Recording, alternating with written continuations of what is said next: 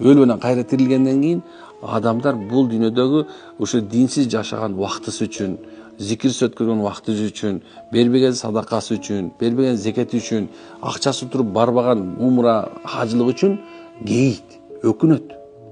Атаңдын көрү дүйнө. Ошондо бекер отурушунда бир саясат сүйлөп отургандан көрө зикир кылсамчы. Ол бирөөнү жамандап отургандан көрө андан көрө тафсир окусамчы. Бирөөнү ушундай бир отургандан көрө бирөөнүн айыбын алып өзүм айыбымды оңдогонго аракет кылсамчы аттиң деп ошо ахирет күнү өкүнбөгөн адам болбойт экен. Аял да эркек дагы.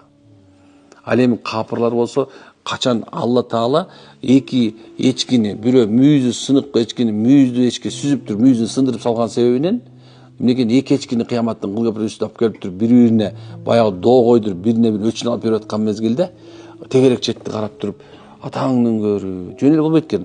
Ошол өчүн алдырып туруп анан кийин эмне кылат экен? Топурак айлап келет алар. Алар тозок жок, бейиш жок.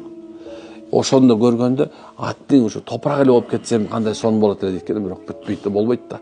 Анын алды тозок күтүп турат, алды жазаканым турат, биягында бейиш турат. Адам ошондо өкүнөт. Бул дүйнөдө бүт эч ким өкүнбөйт азырчы. Эч ким